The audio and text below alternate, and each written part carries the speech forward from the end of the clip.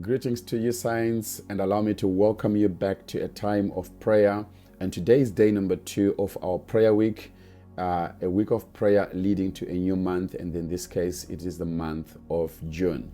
Now, allow me to call your undivided attention to a prayer for God's will to be done. A prayer for God's will to be done. Matthew 26, verse number 42. We find Jesus in the Garden of Gethsemane, and he is just a few steps away from crucifixion.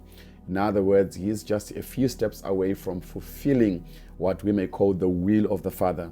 What is that will?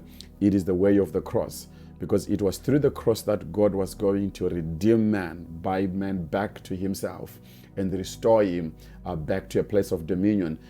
It is the plan of salvation, and it is the plan of reconciliation, reconciling man back to God.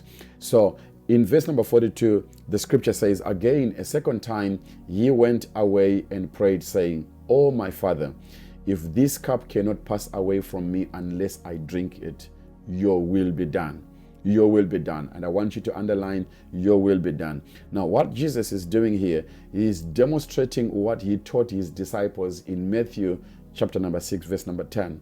In Matthew 6, verse number 10, Jesus taught his disciples to pray, and he said, when you pray, this is how you do it.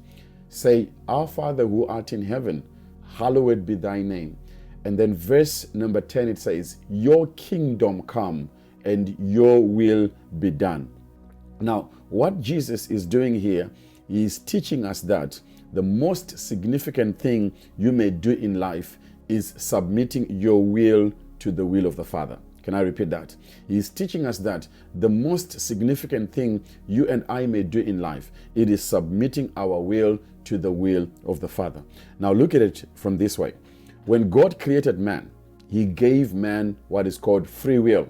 That is the freedom to make choices, the freedom to make decisions. Rarely does God force himself on you and I, but he has given us the freedom to make choices. And what Jesus then is doing here, he is teaching us that even though you do have the freedom to make choices, but the most significant thing you can do, it is to submit your will, is submit your thoughts, submit your plans to the plans of the Father, to the thoughts of the Father, is to submit your will to the will of the Father. So when you pray and you are saying, "Lord, let your will be done," let your will be done. What you are saying there, you are saying, number one, "Lord, I surrender. I'm coming in total surrender to your will." That's number one. Number two, you are submitting yourself. So in other words, your will be done. It is a prayer of submission.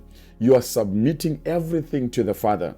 Even though you do have the freedom of doing other things and other ways and in different ways, but you are making a prayer of submission. "Lord, I submit to your will." Number three, it's a prayer of self-sacrifice. It's a prayer of self-sacrifice. In other words, it is giving over yourself or your own interest to the interest of the Father. That is what is happening here. So it's a prayer of surrender, number one. It's a prayer of submission, and it's a prayer of sacrifice. Now, as we are going to be praying today, I want you to take time to reflect on the will of the Father. And I want you to take time to also identify what the scripture calls the will of the Father. In this context, it is the will of the Father is the cross.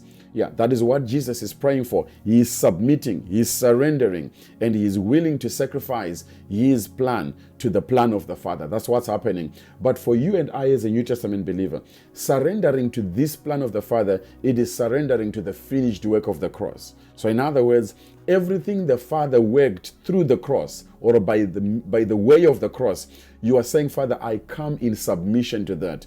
I surrender to that plan, and I'm willing to sacrifice my way so that your way can be established in my life." For example, it is the will of the Father that you and I be of good health.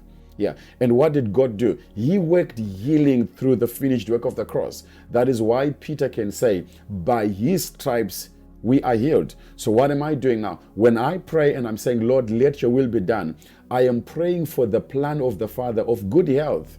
Yeah, to manifest and to be established in my life. So I want you to take time today to pray for the will of God to be done. Number one, in your life as an individual. Number two, for the will of God to be done in your family. And number three, for the will of God to be done in our church as Ebenezer Church. So may God bless you. May God keep you as we make this prayer today. Prayer for the will of the Father to be done. God bless you. This is Pastor Danny.